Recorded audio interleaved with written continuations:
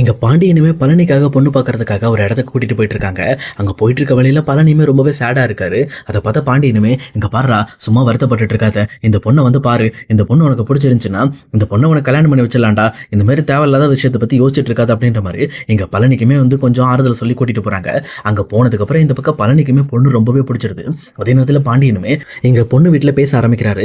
இங்க பாருங்க, நீங்க பொண்ணை நல்லாவே படிக்க வச்சிருக்கீங்க, அந்த விஷயத்துல நான் ரொம்பவே பாராட்டுறேன். ஆனா நீங்க பழனி இந்த மாதிரி படிக்கல, இந்த மாதிரி வந்து மளிகை கடையில் தான் வந்து பொட்டணம் கட்டுறான்னு நீங்கள் நான் தப்பாக நினச்சக்கூடாது. கண்டிப்பாக என் பசங்களுக்கு என்ன செஞ்சு கொடுக்குறனோ அதே மாதிரி கண்டிப்பாக பழனிக்கும் செஞ்சு கொடுப்பேன். ஏன்னா அவன் ரொம்பவே நல்லவன், எந்த ஒரு காரணத்துலையும் யாரையும் வந்து அவ்வளோ சீக்கிரத்தில் கைவிட மாட்டான், ரொம்பவே நல்லவன் அப்படின்ற மாதிரி எடுத்து சொல்கிறாங்க. அதே நேரம் பழனிவேலுக்கு ஒரு நல்ல தொழிலுமே அமைச்சு கொடுப்பேன் அப்படின்ற மாதிரி இந்த பக்கம் பாண்டியன் ஒப்பு கொடுத்துட்டு இருக்காரு.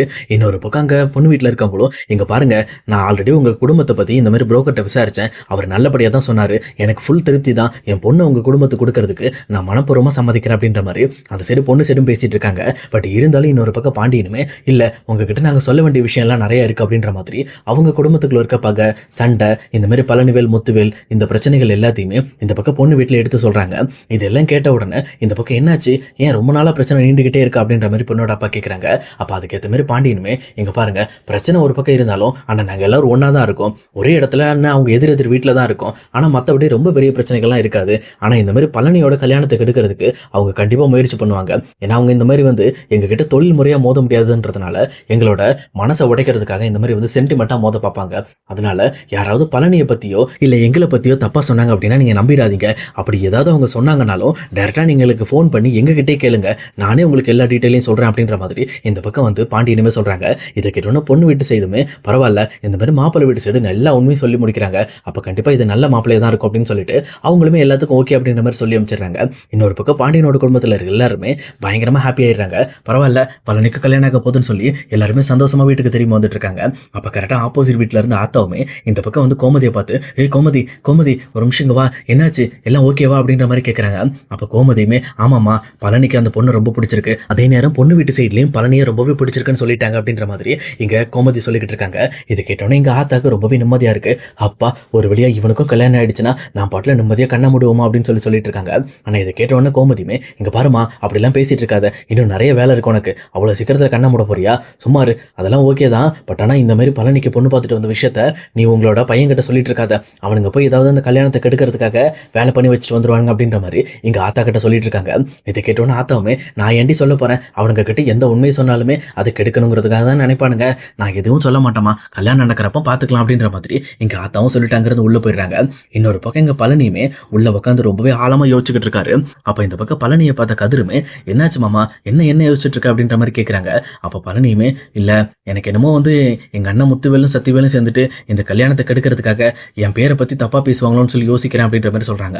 ஆனால் இது கேட்ட உடனே கதிரோட பிரதர்ஸும் சேர்ந்துட்டு, இங்கே பாரு மாமா, நீ கவலையே படாத, அப்படி உன் கல்யாணத்தை நிறுத்த அவங்க குறுக்க வந்தாங்கன்னா நாங்கள் 3 பேர் சேர்ந்து அவங்க 3 பேரையும் அடித்து தூக்கி தூர போட்டுருவோம், உனக்கு கல்யாணத்தை நடத்தி நீ நம்ம வீட்டில் ஜாம்னு வாழுவ, அதை நாங்கள் வாழ வைப்போம் அப்படின்ற மாதிரி இவங்களுமே பழனிக்கிட்ட ரொம்பவே ஹாப்பியாக பேசிட்டு இருக்காங்க. இன்னொரு பக்கம் பழனியுமே கொஞ்சம் கொஞ்சமாக சிரிக்க ஆரம்பிச்சிடறாரு. இன்னொரு பக்கம் ஆத்தாவுமே பழனிவேலுக்கு பொண்ணு பார்த்துட்டு வந்த விஷயத்தை பற்றி அவங்களோட மருமக கிட்ட எல்லாத்தையும் சொல்லிட்டு இருக்காங்க. இதை கேட்டு அவங்களுமே ரொம்பவே சந்தோஷமாயிடுறாங்க. பரவாயில்ல, எப்படியோ அவருக்கும் ஒரு நல்ல வாழ்க்கை அமைஞ்சா சரிதான் அப்படின்ற மாதிரி சந்தோஷப்பட்டுட்டு இருக்காங்க. ஆனால் ஆத்தாவுமே, இங்கே பாருமா, இப்போ நான் உங்ககிட்ட சொன்ன விஷயம் எந்த ஒரு காரணத்தை கொண்டும் உங்கள் வீட்டுக்காரங்களுக்கு தெரியக்கூடாது, ஏன்னா அவனுங்க 2 பேருக்கு தெரிஞ்சிச்சுன்னா மறுபடியும் பழனிவேலோட கல்யாணத்தை கெடுக்கிறதுக்காக ஏதோ ஒன்று பண்ணிக்கிட்டு இருப்பானுங்க, அதை நம்ம மறைமுகமாக வச்சுக்கணும்னு சொல்லிட்டு எங்கள் ஆத்தாவும் அவங்க கிட்ட சொல்லிட்டு இருக்காங்க. ஆனால் இப்படி இவங்க கொல்லப்புறத்துல நின்று பேசிட்டு இருக்கிற விஷயத்த இங்கே முத்துவேலுமே கேட்டுறாரு. அவருமே கேட்டுட்டு, ஓஹோ, யாருக்கும் தெரியாம இங்க பழனிக்கு கல்யாணம் பண்ண போறீங்களா, அதை நான் விட்டாதானே அப்படின்ற மாதிரி அவங்களுமே யார் இந்த மாதிரி வந்து பாண்டியன் வீட்டுக்கு புரோக்கரா வந்தது அப்படிங்கிற விஷயத்தை விசாரிக்க ஆரம்பிக்கிறாங்க. அப்ப கரெக்டா அந்த புரோக்கரை பத்தி விஷயம் கிடைச்சதுக்கு அப்புறம் அந்த புரோக்கரையுமே கால் பண்ணி அவங்களோட இடத்துக்கு வர வைக்கிறாங்க. வர வச்சது மட்டும் இல்லாம இங்க முத்துவேலுமே டைரக்டா அந்த புரோக்கர்கிட்ட அந்த பொண்ணு வீடு எங்க இருக்கு அப்படிங்கறதெல்லாம் கேட்டுட்டு டைரக்டா அந்த பொண்ணு வீட்டுக்குமே போறாங்க. சொல்லப்போனா அங்க போயிட்டு இங்க பழனிவேலை பத்தி ரொம்பவே வந்து கேவலமா பேசுறதுக்காக தான் இந்த மாதிரி முத்துவேல் ஒரு பக்கம் அங்க பொண்ணு வீட்டுக்கு போயிட்டு இருக்கும்போது கரெக்டா எங்க பாண்டியனுமே பொண்ணு வீட்டுல ஓகே சொன்னதுனால டேட்டு குறிக்கிறதுக்காக அவருமே இந்த பக்கம் பொண்ணு வீட்டுக்கு போறாங்க. அவங்க 2 பேரும் கரெக்டா ஒரே டைம்ல போய் சேர்றாங்க. அப்ப கரெக்டா இங்க முத்துவேலுமே பாண்டியனை பத்தியும் பாண்டியனோட குடும்பத்தை பத்தியும் ரொம்பவே கேவலமா பேசிட்டு இருக்காங்க. அதே நேரத்துல அந்த பழனிலாம் வந்து வெறும் பொட்டணம் கட்டுறவன், அவனுக்கு போய் உங்க பொண்ணை கொடுக்க போறீங்களான்னு சொல்லிட்டு ரொம்பவே அவமானப்படுத்துற மாதிரி பேசிட்டு இருக்காங்க. இதை பார்த்துட்டு இருக்கிற பாண்டியனுக்கு ரொம்பவே கோபம் வந்துருது. இதுக்கு மேல இவனை விட்டு வைக்க கூடாது, இவனுக்கு கொடுக்க வேண்டியதை கொடுத்தாதான் இனிமேல் வந்து பழனிக்கு கல்யாணம் ஆகும்னு சொல்லிட்டு இந்த பக்கம் யாருமே எதிர்பார்க்காத மாதிரி எங்க முத்துவேலோட கண்ணத்துல பலார்னு ஒரு அற விடுறாரு. இதை பார்த்த உடனே இந்த பக்கம் முத்துவேல் அப்படி தண்ணீர் போய் நின்றுக்கிட்டு இருக்காரு.